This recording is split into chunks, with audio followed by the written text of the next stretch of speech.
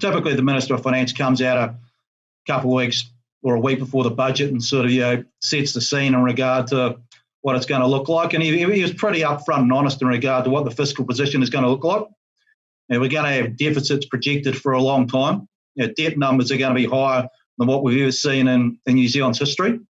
So that basically means government debt in excess of 50% of GDP, which is not as high as other countries around the globe, but it's getting up there. But what does that mean? Well, if you push money out the door, which is what we're doing to support the economy in the near term, which is the right thing, there's going to be some pretty tough decisions that need made on the other side. And eventually, I think we are going to see the tax rates are going to be moving up, or we might see some new taxes. Now, are we likely to see that in the budget, given that it's election year this year? I think the answer is probably no. But behind the scenes, I think there is an inevitability that if we take the money up front, which we have, we're going to have to pay it back. And who's the government probably going to expect to pay for that? Well, the high-income earners. So I expect that the top tax bracket, so I suspect at some stage they're going to go up. But maybe we need to make some bold decisions here in regard to raising the retirement age. It's sort of one that we don't want to do. Should we do it? The answer is yes. Maybe we use COVID as a bit of an excuse to do it. Of course, that portion of the voting bloc is not going to like that.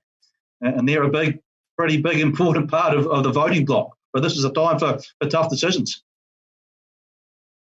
I'll give them top marks for their crisis management. They're probably a little bit too slow shutting the border, but they did the right thing with the wage subsidy and various loan schemes that have come out. Have they been perfect? Have they had holes in them? Well, the answer is yes. But that's what happens when you move quick. There's a bit of a trade-off. But they've done pretty well, I think, in regard to making, I think, mostly right decisions. But where we are now, we're going to be looking towards next week's budget for a little bit of guidance in regard to what's the other side going to look like. Give us the economic plan. Where are we headed? The government talks about replumbing, rewiring, fundamentally different economy. And on a lot of levels, it is going to be a pretty big or different economy, sort of 5 to 10 years out. Now, the risk here is that political ideology gets in the way of economics in regard to what needs to be taking place. So we'll be looking at the budget next week and taking a pretty close eye in regard to, what's actually in this. It's what we call sort of substance versus politics. Some interesting stuff going on globally. If we step aside from the night-to-night volatility across financial markets, it's starting to see some interesting things in regard to the food supply chain in the United States getting disrupted.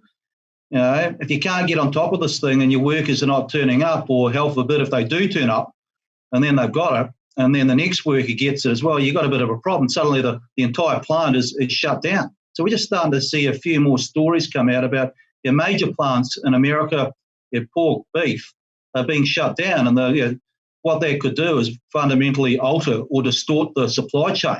And I'll tell you what, if you're a government around the globe at the moment, the last thing you want is people not being able to eat. And up there in America, they like their meat. So, ironically, there could be some opportunities for New Zealand food products in the global stage, because suddenly we're a pretty secure, safe and healthy provider. Locally, a couple of interesting things as well. The Reserve Bank came out the other day and gave us an idea about how much of the economy was functional at each of the alert levels. The good news is that we've gone from 4 to 3.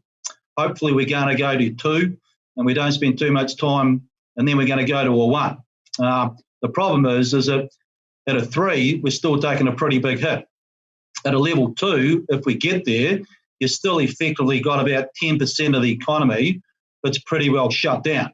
So that's basically economic growth is minus 10%. Look, even if we get to level 1, which I think in all honesty, when we get there, we'll be spending a fair bit of time at level 1. The Prime Minister's made it pretty clear the borders are going to remain up, and that's the essence of level 1.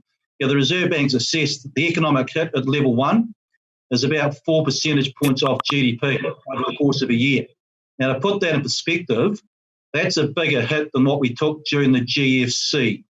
So, yes, we're aspiring to get back to level 1, which will be a good news story. But even at a level 1, we're going to be experiencing an economic climate that we haven't seen since 2008 and 2009. And that was not exactly what you call a friendly environment.